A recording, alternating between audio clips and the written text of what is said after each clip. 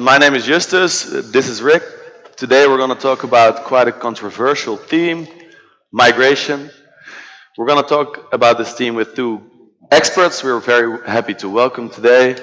First guest is Joost Niemeller, a journalist who's written for notable Dutch magazines, also written quite a lot of books, both fiction and non-fiction. One of these books, I think I can say, was born out of the controversy around migration called The Immigration Taboo. Our other guest, maybe you could say he's simply scientifically and professionally interested in the topic, a professor of population economics at the University of Waikato, New Zealand, Professor Jacques Boot. Together we're going to look at, try to find out more about the economics of migration and what influences an immigrant or does migration have on the economics of a country. Please, we also welcome you to join in on this discussion. There's a microphone over here in the audience where you can stand and ask your questions.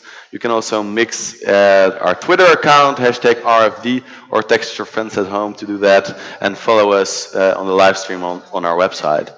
So please do. And to end my talk, I want a very warm hand for our two honored guests. Please do. Gentlemen, thank you, Justus. Gentlemen, Mr. Boot, to start with you. Actually, on our couch today, we have two immigrants. So that is the first very interesting part of today, I think. Mr. Boot, could you please tell us, because you've got the most broad immigration history, could you please give us a quick synopsis of where you've lived in the world? Right. Okay. Thank you, Rick.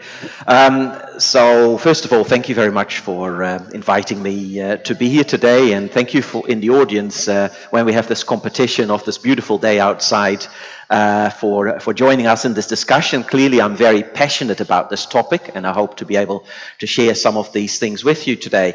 Now, I'm actually Dutch, and I probably could have a nice conversation with you in a pub or talking about all sorts of things.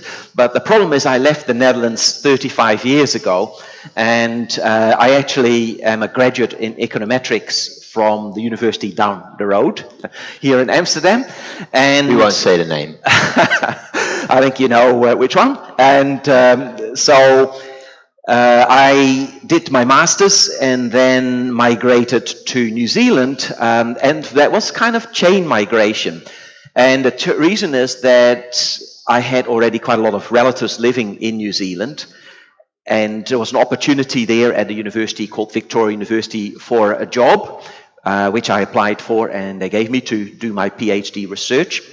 Now, I want to say a little bit about the link with the past migration, because you see, most of my relatives who moved to New Zealand, we come from a farming background, and they moved to New Zealand in the 1950s. There was quite a big wave of Dutch people going to New Zealand in the 1950s. At the time, the Netherlands felt that the country was overpopulated. Perhaps that sounds familiar. There were 10 million people in the Netherlands. New Zealand felt that it was underpopulated. There were 2 million people in New Zealand. New Zealand it was is an 7 easy times. agreement. So the two got together and decided this is something that everyone will gain from. So my uncles and aunts started farms in New Zealand, and the Netherlands had an assistant migration program. So indirectly, it's through that migration that made us interested, the rest of the family, in visiting New Zealand. That's how I ended up there. My PhD was on internal migration, that is migration within the country, and that there was actually also a similar kind of issues in the Netherlands. There was what we call a drift north. Everyone was moving to what you call here in Holland the Randstad. In New Zealand, it's the Auckland area. There was this kind of, and so they wanted me to work on that. But once I did my PhD, people were saying, well, we know now what the story is there, but what about international migration? The Kiwis, as we call ourselves, are the most mobile people in the world. We have a huge migration in and out of New Zealand, and they wanted to figure out what does this mean to the country, specifically, of course, in my case, what does it mean to the economy? So obviously in your case, it was they very much valued your move there because you added value. Is that correct? Well, interestingly, that migration of the 1950s got a bit later when economists started looking at it, got quite a negative economic evaluation. And you have to see that in context, because it was still seen as definitely there's a huge difference in the whole perception of it, of course, between Europe and New Zealand. We have to start with that kind of point. But on the other hand, they felt that in New Zealand, where we had virtually no unemployment, in the 1960s and 70s, and there was kind of what we call, very hot, heated economy. Everything was, going. That bringing in more migrants would push up demand and therefore push up prices. They were really worried about inflation, overheating the economy. However, when we started doing the research in the 1980s, we took quite a different approach to this. And we said we have to look not at this kind of macro demand side, but we have to start looking at it from the point of view of micro. We have to look at who are these migrants, which industries do they work in, where do they live, what's happening to housing, what's happening to social security. It's not just, the point is that economics of migration is not one thing, it's a whole bunch of things, and you have to look at them all at the same time, and the conclusions changed as well. We'll definitely touch upon these subjects later on in our conversation. Sorry, Mr. Niemöller, I understand you partly live in Berlin these days, so maybe you're sort of a semi-migrant at the moment. Do you consider it a privilege that you can live in Germany part of your days and in Holland as well?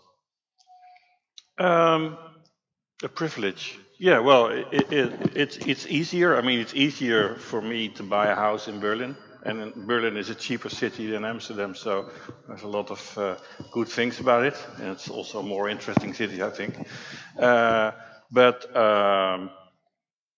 well, it's something extra. I mean, I don't think it's necessary for my life to do that. I mean, it's possible and it's interesting to do this.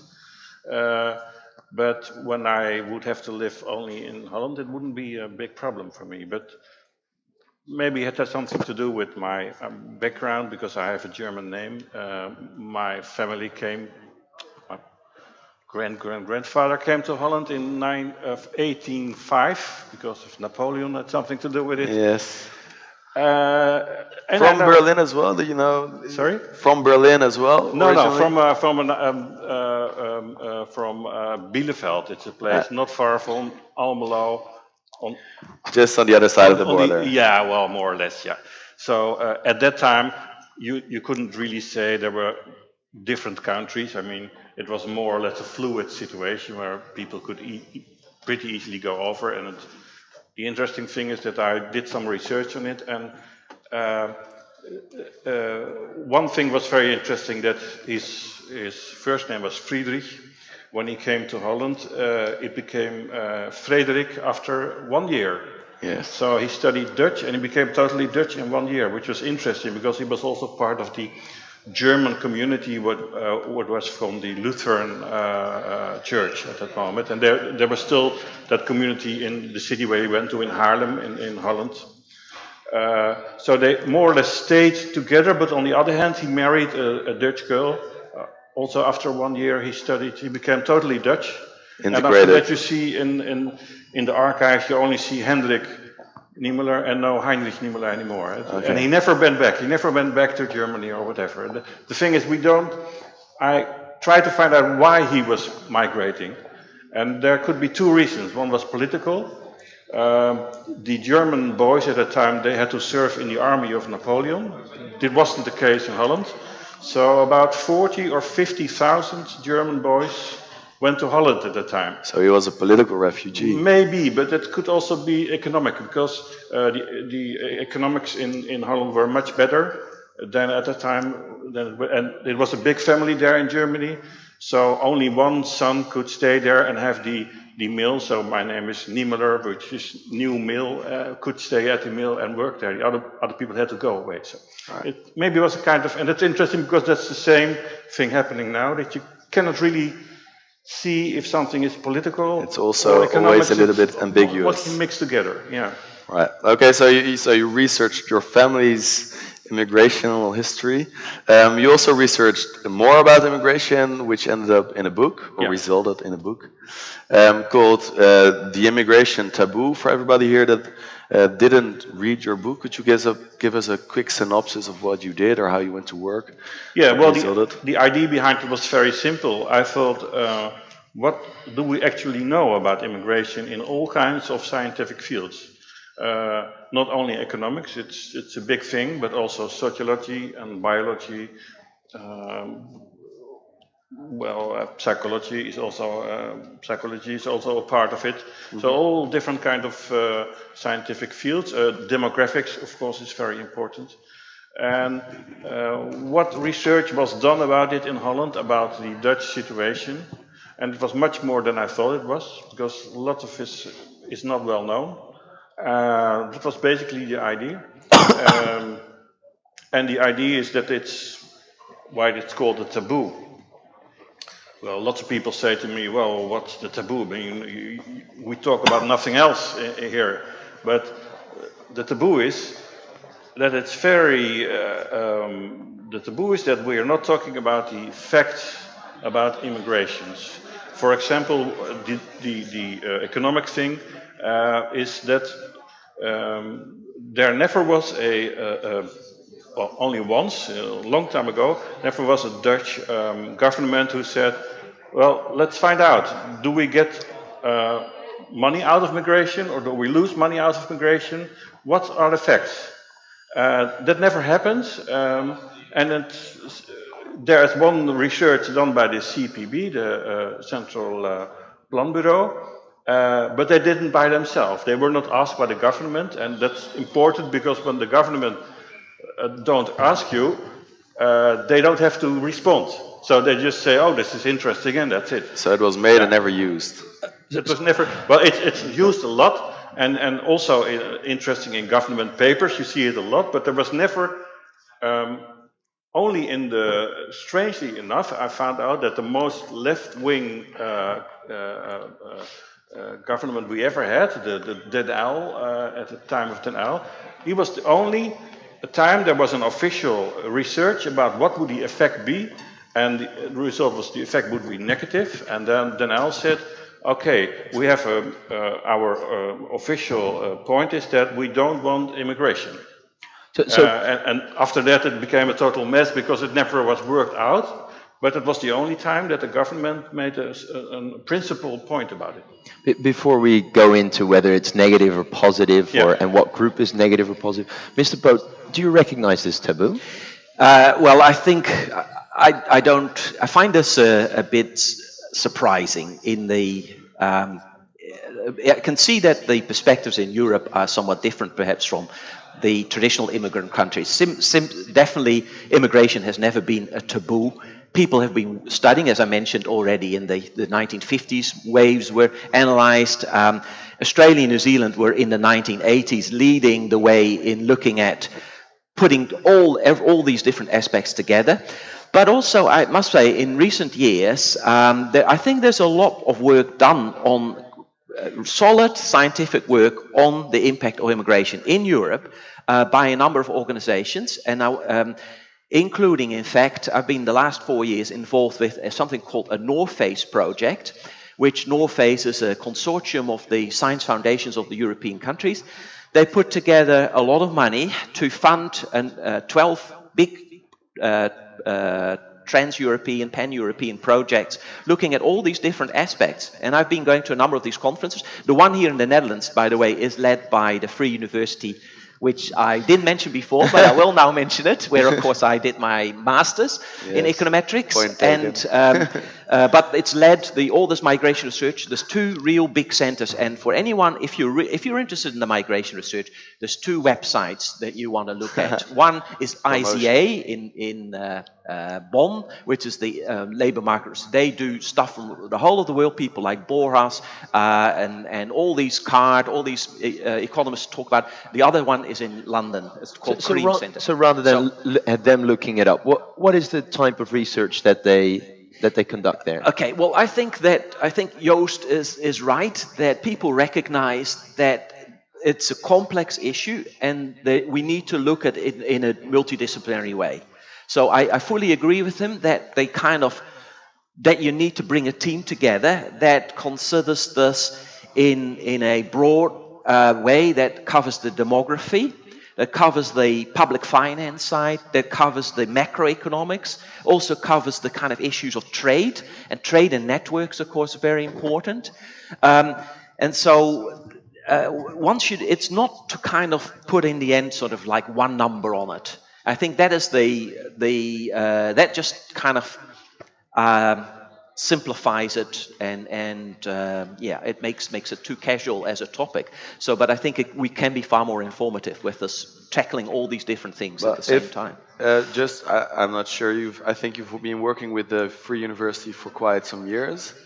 Have you ever been contacted by the Dutch government about your research? My collaborators, at the Free University have, because it's harder, of course. Although I do spend, these days, of course, the mobility that Joost was talking about. Economists believe that mobility is a good thing for the world. We don't believe that putting up barbed wire and concrete walls is going to help the world. There are issues that we have to deal with, but on the whole, the world has a history of mobility. And it's giving people the opportunity that they have a right to seek is something that we believe in the long run has benefits to the world as a whole. Some people actually do put a number on that. I think they're very speculative numbers, but there's one economist, Clemens, has done some work on saying if you remove the barriers from between all countries in the world, the effect would be, we certainly know it would be bigger than, say, from trade, because in trade we've already had a lot of liberalization. But if you removed all the barriers, you could end up between the world GDP goes up by anywhere between 20 to 80% of the total. So we're talking about, he calls it the $1 trillion bill on the sidewalk. Right? Yes, So this is still, of course, a situation very speculative, as you said. But Mr. Niemöller, so apparently there is quite a lot of research. Is the Dutch government not doing enough with this research then, maybe? Because you do point out a problem in your book. Yeah, well, basically, I agree with Borjas. I mean, I would say Borjas. You say Borjas. Borjas. No, you're right. Borjas. Yep, it's. Well, he's Cuban, Yes. but he lives in the United States, and he's also an economist. But what he says, the basic question about immigration. First, you have a discussion about who we really want to be. I mean, that's the essential question, and then the question of immigration is part of that. I mean, and the problem is, there's no discussion like that in Holland about who we want to be. I mean, that's the real taboo. And the problem is, you're right, mobility is a strong force. I mean, nobody in his could say we are against mobility. Nobody say we are against globalization at itself. But there are limits to it. That's a very difficult question. That is very hard. That is not a scientific question. That is more an ideological question. How can we stay together? This feeling of being together, of trust, like Fukuyama said, for example, it's a very important thing.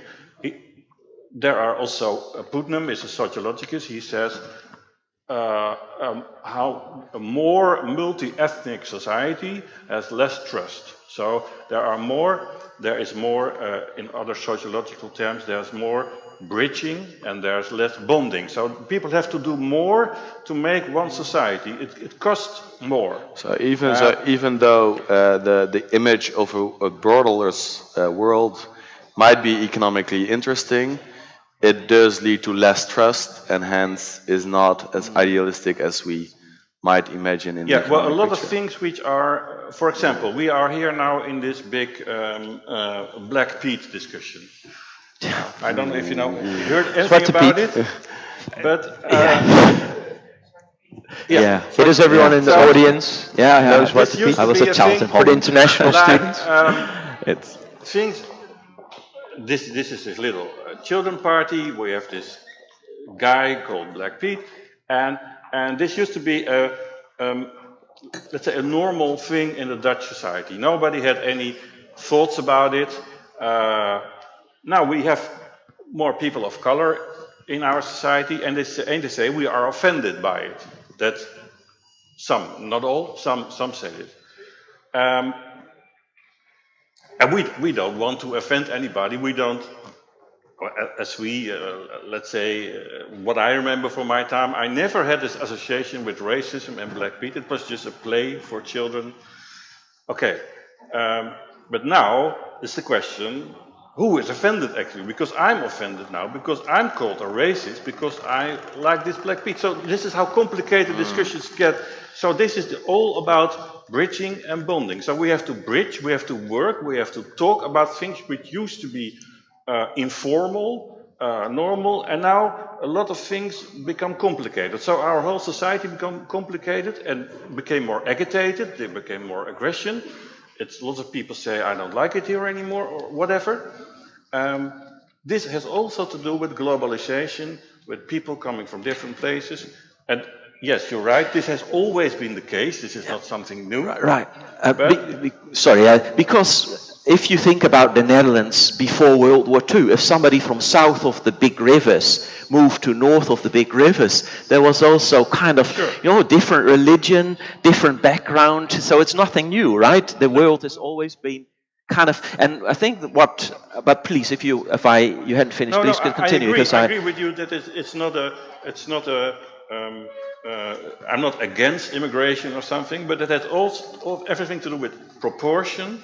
How many people coming in at the same, and where are they coming from, and which time is it going to, how fast it's going to be, etc. But the interesting thing here is, Mr. Niemöller, you kind of, if I understand it correctly, multiculturalism kind of is a negative thing to society, or at least it creates complications, whereas you, Mr. Poot, you believe that multiculturalism and diversity adds to creativity and to welfare of a country. But it does require work. It doesn't happen automatically. And that is the thing. So I think that Joost is right.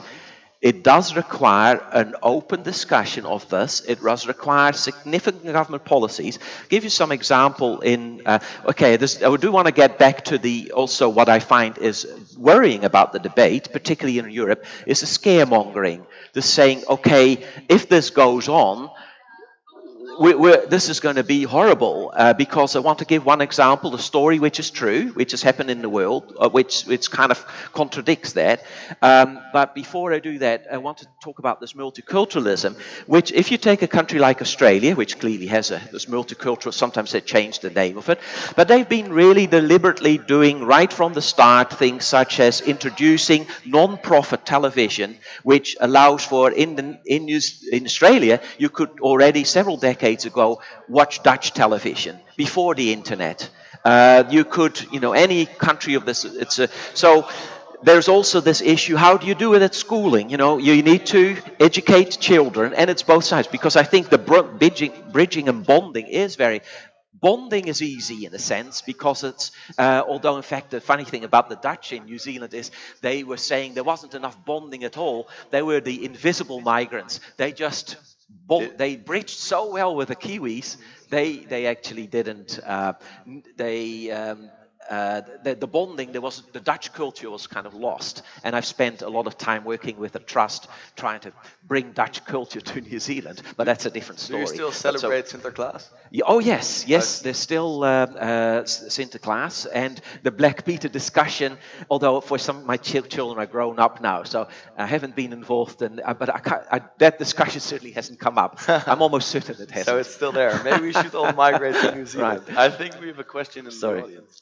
Very, very interesting discussion. I have a question concerning the multicultural society and especially the bridging and bonding you're talking about. Also in Australia, we have Aboriginal ethnic minorities. In the Netherlands, we have ethnic minorities. So from an economic point of view, you mentioned we have to bond. Can you say something about the effectiveness, maybe the economic effectiveness, or whether we should do this or not? to economically empower ethnic minorities, to help them in education, etc. How do we look at this from economist's point of view? Would you like me Yeah, to respond to that first? Yeah. I think that in a sense, the situation in Australia and New Zealand, and I could include Canada there as well, is a bit different in a number of ways, and it makes it somewhat easier for us in that we're kind of, New Zealand and Australia got, of course, water around us, and we count everyone. We have very good statistics. We have policies that emphasize particular types of migrants. We do have, of course, refugees, and of course, there's issues now in Australia about boat people. So we do have across the spectrum, but we are kind of more in control. That means that, for example, in New Zealand, migrants on average are higher educated than the population at large.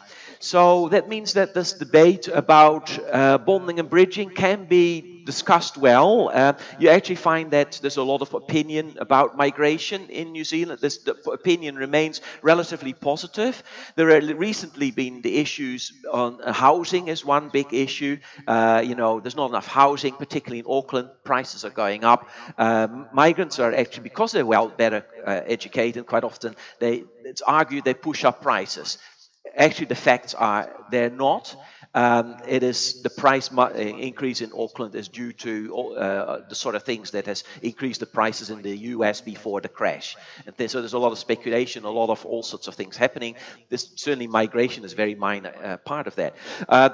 Going on to within companies, so diversity is definitely, in fact, we've just been granted. I'm very happy with that. I'm working with a big team in New Zealand. Just last week, the government has given us $5.5 million New Zealand dollars over the next 6 years, to work on this diversity issue. And what they said, very importantly, make sure, and we have Māori on our team. Make sure that the indigenous people, we call them the tangata whenua, are not ignored in this discussion. And so that is an important issue, because we, of course, have diverse cultural diversity through migrants, but we also have the Māori culture, there's the Māori language that we try to promote. And so there are conflicting things, but we're going to do this kind of bottom up. We will be doing grassroots research, going to schools, working with businesses, the public sector. So I think that once again, in my view, there's no one number on this. There's a wide range of issues, but there needs to be a lot of research done and research published and discussed in Parliament and by government agencies. Perhaps we are better at that at the moment from what I hear from Joost. Is the case in Europe. So, Mr. Niemöller, do you believe then that the economists maybe take a bit of an ignorant view, where they believe that everyone will bond and then all of a sudden we'll have this beautiful booming of the economy? I don't know. I mean, there are different kinds of economists. They have different kinds of opinions. I can only see what research is done, and the basic thing is that the difference is that New Zealand, like Canada or the United States, are immigration societies from the beginning on. So they deal with these problems it's part of, when you talk about the question, who are we? I mean, who are we for New Zealand is a totally different question than it is for Holland. Well, not totally. Yeah. We're not talking about absolute differences, but there's a different history with working with immigration. We had New Zealand, for example, like you said, there was an underpopulation. They needed migrants. In the way it began in Holland was that there were some companies who needed cheap labor, and that's why they went to countries like Morocco and Turkey to get cheap labor. It could have been done on the other way. I mean, they could have risen the wages, so other people would work in them, or mostly it was about factories who were going away anyhow. I mean, there were mines, it was talking about mines, it was talking about the steel industry, it's all gone now, well, not almost gone now, and the textile industry. That was what it's all about. So there was specific reasons for specific people to have those migration.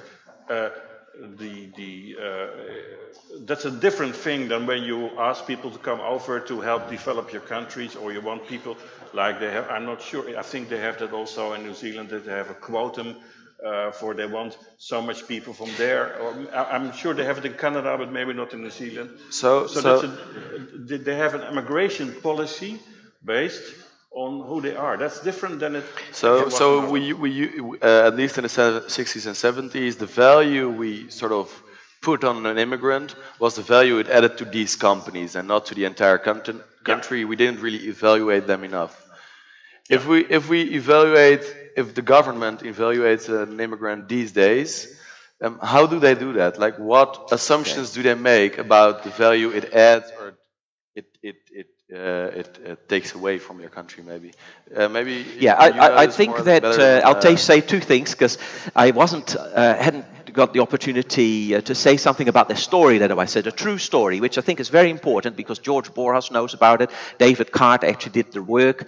And that's the following. It's this scare people have if all of a sudden the population, if there's these people in their thousands arriving, what will happen? So the story that I want to tell you is about something called the Mariel boat lift. Some of you may have heard about this. At the end of the 70s, the relationship between Cuba and the US was improving a bit. And Fidel Castro allowed some from the port of Mariel people from April 1980 to leave, because the argument was that they thought Cuba wasn't such a bad place. People were pretty happy there. That was, of course, the government view. What happened was, between April and October 1980, 125,000 people left Cuba and all went basically to Miami. Now, Miami is a bit like the Randstad, you're talking about the greater metropolitan areas, like 5 million people, okay? 125,000 were added in a couple of months. It added 7% to the number of workers there. Now, you'd immediately say this was not kind of a long-term process. It happened kind of almost overnight. Did it increase unemployment in Miami? The answer is only very briefly and only among the Cubans, not among the rest of the population. Did it lower wages in Miami? The answer is, David Cart, there's of course lots of technical debate about how carefully can you measure this, etc. No, there was no effect on wages. There is somebody called Albert Saiz looked at some house prices, rents went up where the Cubans were settling.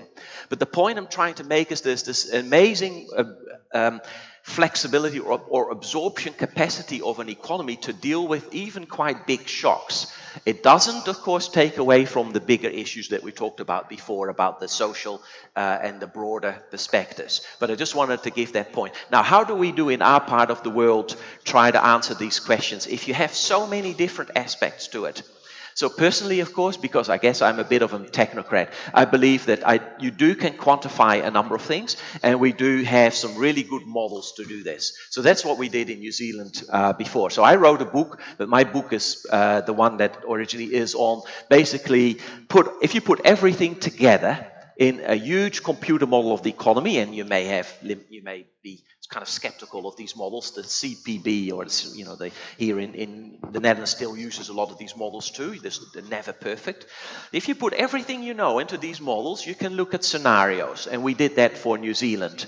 And we asked ourselves for New Zealand, in the book, we also looked at, suppose we'd have no immigration. We have only people leaving, because New Zealand is, as I said, quite mobile. If people leave, is that better for us? Those are remaining. They've got more space. They've got more, all the resources that are left is for fewer people. As it turns out, the dynamics, there was less investment. Would be less innovation. So we found that to some extent the policies that the government had, which was to allow for not an unlimited migration, but a certain percentage of population growth, was compatible with the goals of the government of improving the economy. Is this something you can generalize to a country like the Netherlands, in which we are more crowded, different demographics? Well, I think that the crowdedness is something that you need to deal with, and if there is non-market issues like if there's congestion and pollution, you need to deal with it, and it's going to be costly. You can't leave it to the market. We know we have ways in which you deal with congestion on the roads. Is Singapore too crowded?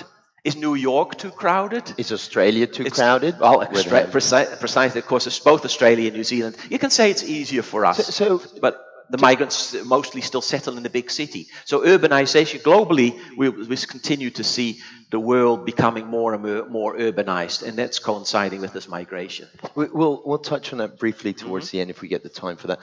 What my question is, I moved to Australia myself about 4 years ago, and I had a bachelor degree at the time, and I wanted to get a job. But that was impossible, because to get a job I needed a visa, and to get a visa I needed a job. How do governments come up with such policy then, if you believe that from an economics point of view? I think by the time about after the global financial 2009 crisis. about, yeah. Yeah, so the world was panicking, right? Australia, including Australia and New Zealand, we were worried that unemployment started to go up due to these kind of global forces, and they started to restrict migration. Whether these policies are, whether that was the right policy at the time, New Zealanders, of course, we are like the European Union. We're allowed to move to Australia at any time. We are kind of like Schengen countries, Australia and New Zealand. New Zealanders we don't need a job to go to Australia. But what have the Australians said? If something goes wrong, you don't get Social Security in Australia. You know where you came from. You'll just hop on the plane and you go back, because Social Security is limited to people who come in through the official immigration. So still people go there, and there's still a lot of mobility. There is definitely debate about whether Australian is too tight with that, because hang on, there is about 500,000 New Zealanders living in Australia. I don't know how many Dutch are living in Germany. This probably is relative to the proportion of the population. But you got this mobility, and if you pay taxes in Germany, and something goes wrong, you expect to be able to have the safety net in Germany and that countries. Now, that, of course, means the issue in Europe, even more so than Australia and New Zealand, I don't think this is an issue any single country can solve on its own. And what's really surprising, I'd be interested to hear Joost's view on this, is what's really surprising in that there's not really yet enough effort of solving this collectively with a whole bunch of countries together. Are they trying to solve this in Brussels? Are they trying, because we have no equivalent. We have something like the Intergovernmental Panel on Climate Change, but we don't have an Intergovernmental Panel on World Migration. Mr. Niemöller, so 2 questions for you. Do you believe that immigration issues need to be solved on a larger scale, so not only in one country, and if you believe that, is there any such initiative at the moment? The European countries are very different from each other. For example, basically, in the way they have organized their welfare state. For example, when you're a migrant and you go to Germany and you're Turkey, it could take 40 years before you become a German national. Because they say, well, you have to do this, you have to do this, you have to do this, and after that, you could become a German. So here in Holland, we don't ask any of these things. After 7 years or 6 years, you automatically become a Dutch citizen. So, for example, that's different. You can say, okay, we can arrange this on a Brussels level, but for example, the way the Social Security is organized in Holland, it's totally different than it's organized in Belgium or France or whatever. And these are big issues because we are talking about pensions, how the pensions are built up from the people in the country. And one of the reasons is that we can put a lot of things together, but the whole way the social things are organized in a country, it's very hard, and a lot of people think it would never get together. Now, the thing is, we have a kind of European immigration policy. We have it, for example, because there are no borders anymore. That means the only borders there are the European borders. Now, there you see the big problem. You see somebody coming in at Italy. Italy say, okay, is this my problem? I mean, I know where this guy is going to. He's going to Germany. He's not going to Italy. He's staying for a short while. So this is not really my problem. For Germany, it is a problem. And they say, okay, Italy, you're not doing your work good enough. And then Italy says, yeah, okay, that's fine, but I want money to do this work. So Bristol has to pay us to do our work. So this is getting endlessly complicated. So that's, in my view, the idea that a European immigration policy will never work. Should just a quick yes or no question to both of you. Should we then go back to a national system of immigration policy because of the social system diversification, or should we not? Yes or no? National system of immigration. No, I think that's... Yes. Yeah, okay. Okay, I want to go back to the first situation of the Turkish immigrant going to Germany and having to wait quite a long while before he can really become a German, and not waiting too long in Holland. Mm-hmm. Should we diversify our system based on someone's nationality? So Western immigrants should be easier to become a Dutch citizen than non-Western citizens? Yeah, we have this system in some classical immigration countries, like in Canada, for example, and also in the US, but in a different way. They say each year, more or less, they say we want so much people from the Netherlands, we want so much people from the Philippines, and we want so much people from China. And each year they make a different. This is one of the taboos in Holland, that we say ethnicity has nothing to do with it. We want people who want to come here and want to work for it, and that's it.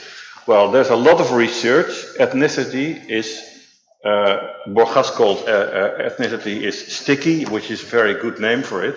He says sticky, I mean, it's not fixed, but it's one way, it's always connected with how people, for example, there was some research done about Chinese immigrants in Holland, second generation Chinese.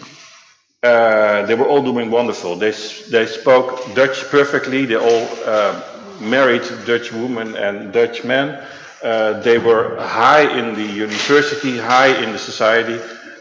Well, their parents were not. I mean, they were working their asses out on restaurants. So this is a totally different view than we have from, for example, Moroccans. Yeah, but do you think the Germans 200 years ago who came here managed to integrate in a year, although retaining their personal values? I know about this guy. I'm not sure. Okay. And that's my question, basically. The Chinese apparently can do so. Can we not say everybody should be able to do so? So why would we differentiate on culture? Can we say before an immigrant comes here, you won't be able to do it?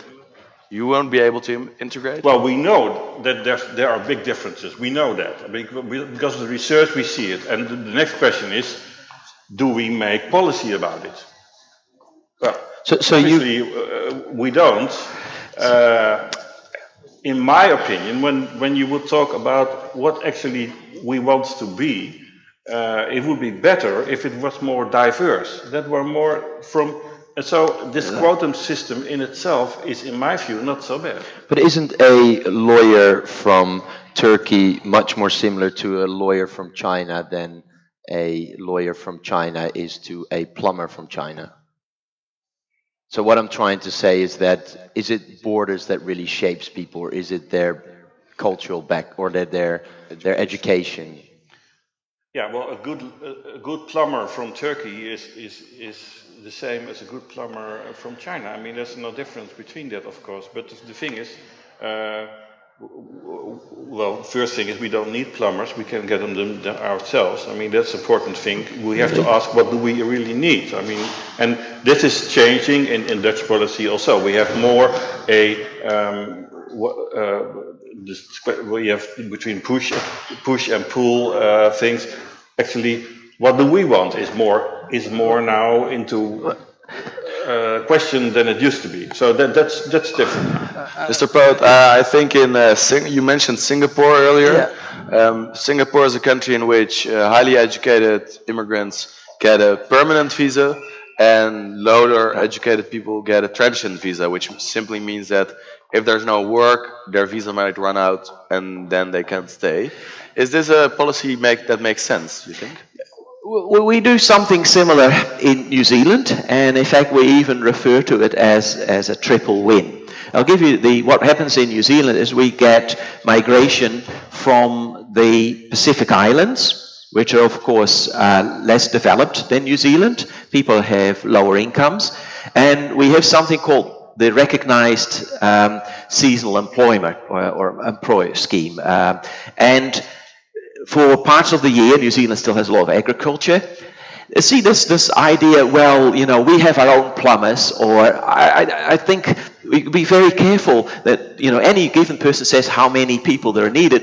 You need the markets, and there will be, that changes over time. We have a long-run structural thing where we do need people in the agricultural sector, and we benefit from, and you have to have a long-term perspective. You shouldn't change these policies on a kind of year by year. You have to have not a kind of keeping on doing it on shall I say, ad hoc policy. But this is a structural policy. These people from the Pacific Islands come to New Zealand. After the season is over, they go back. Their families stay behind. The government makes sure that they're really looked after when they're in New Zealand. This is evaluated all the time. Different Pacific Islands. Australia does the same, small extent, it's more in New Zealand.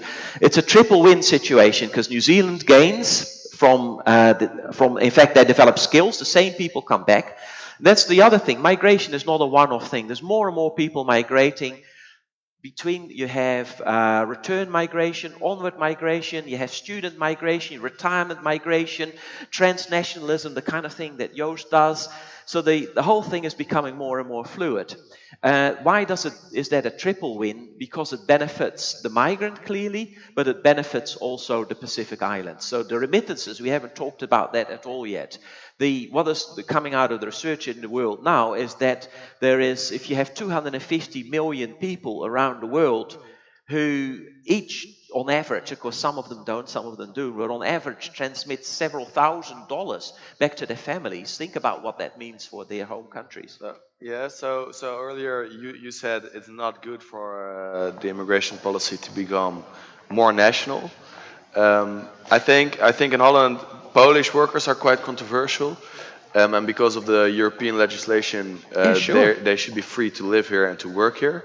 Wouldn't it not be more ideal situation if we could tell the Polish workers exactly the same as you do with the workers from the Pacific Isles? But they did. You see, now I know the little bit. Of course, one never should. My research be mostly in terms of these kind of impacts working on New Zealand. So I don't want to call myself as the expert on what's going on in terms of impact studies in Europe. But I do know from this research in London that I talked to about before about the CREAM, the Centre for Research and Analysis of Migration there, that they've been looking extensively, people like Christian Dustman and his colleagues, at what the Polish migrants did to the UK economy. And what had happened was when the global financial crisis struck, there was a lot of return migration to Poland, and it did benefit the Polish economy.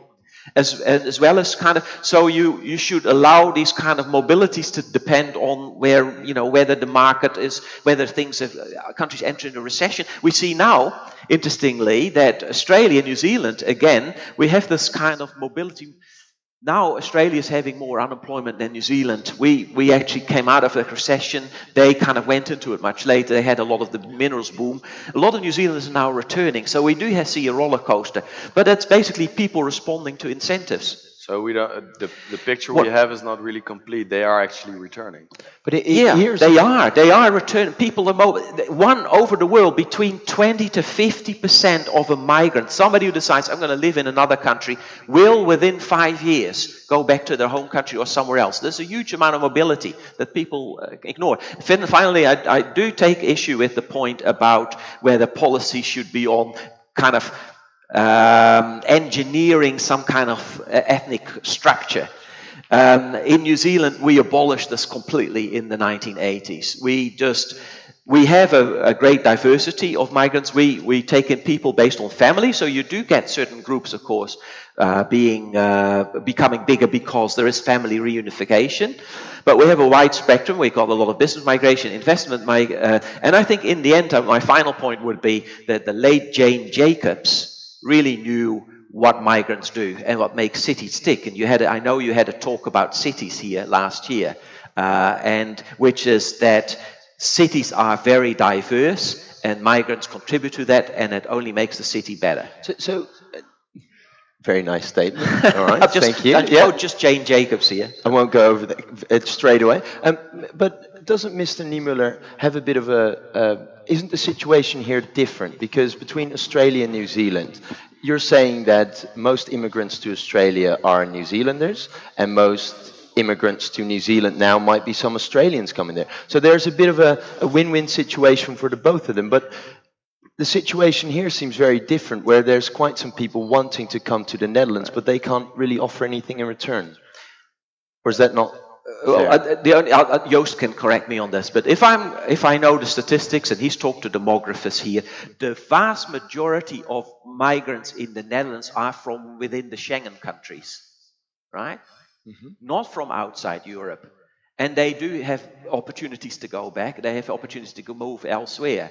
So that's, I think, makes. But the opportunity is it an opportunity that Dutch that's people would really like the to case. use? I mean, there are at the moment there are 2 million non-Western immigrants in Holland, and about 1 million Belgians and 1 million Germans. And I don't know about the French or the Italians, but they are much lower. I mean, the Germans and yes, this is happening too, and nobody talks about that because there's never been a problem with that. Well, maybe I think this might be an interesting, because you mentioned that there is a wide array of different kinds of migration.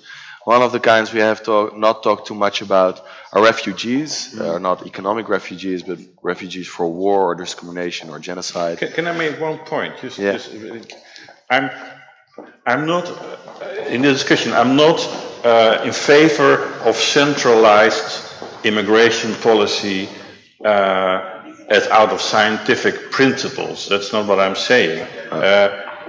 Exactly, that's what went wrong in Holland. I mean, in the 50s there was a big demographical congress, and the democracy said, like you said, we have too many people here, let's send them away to Canada or New Zealand or whatever.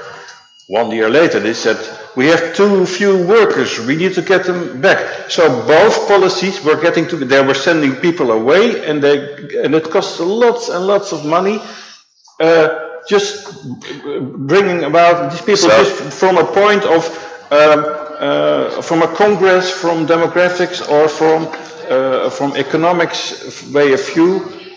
A decentralized way of thinking is not what I'm propaganding. So ideally, no stimulation nor destimulation. No, I think more democracy is important. What we need is, what do people in Holland, what do they want? There has been lots of polls about people, what do they want? In the 50s, for example, 60 or 70% of the Dutch people said, we don't want immigration. Well, nobody listened to that, nobody was interested in that, they just get more immigration. Now we have a lot of more and more people getting angry about it, and I think they're right, because they were never listened to, and now they think, what have we got? So democracy is the first thing. Ask people what they want. Be honest as a political party. As a political party, they do say, do we want more immigrations? Yes or no, or why? No, only the anti-immigration parties talk about it. The rest have no ID, or they have IDs, but they don't talk about it. So There's no But you debate started about it. You started out, I think, by mentioning that one of the big taboos on immigration is that the facts are not really taken into account.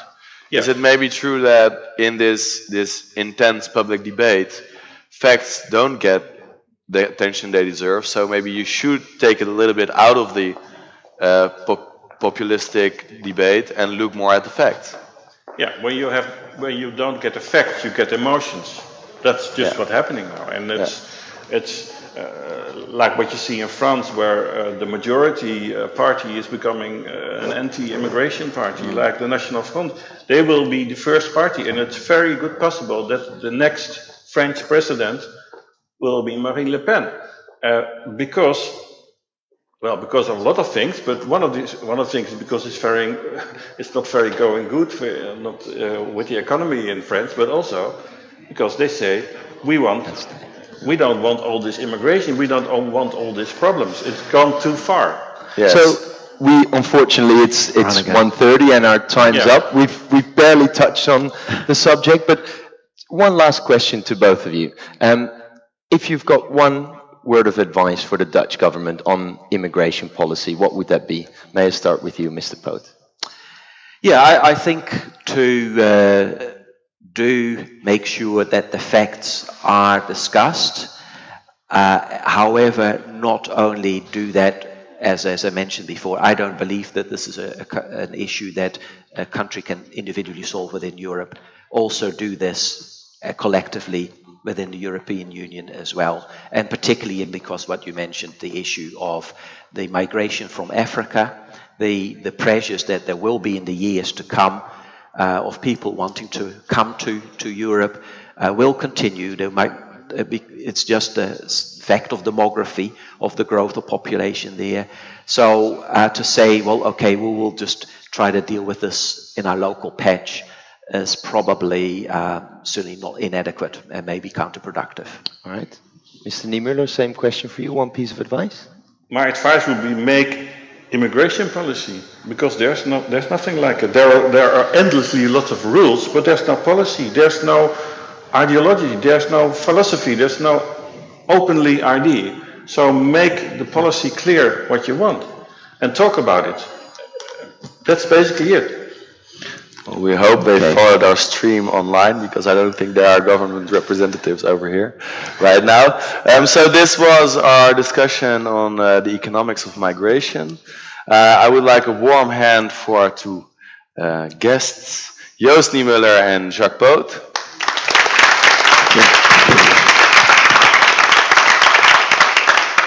A little bit out of the contrary, we will be back already tomorrow, because today is Prinsjesdag. And of course, this is a very important economic subject. So tomorrow at 12:30 we'll be here with Martin Visser and Ilke van Ark. Okay. What? Oh, and very important for us as well, you are all free to apply working on Room for Discussion. Working is a bit too much, maybe. Interviewing very interesting, very cool guests with Room for Discussion, or be a marketeer and make sure that Room for Discussion gets better known among students. Applications are open right now, and the deadline is the 22nd of September. You can see it over here as well. Excellent. Okay, thank you very much, and see you tomorrow. Thank you, gentlemen. Thank you.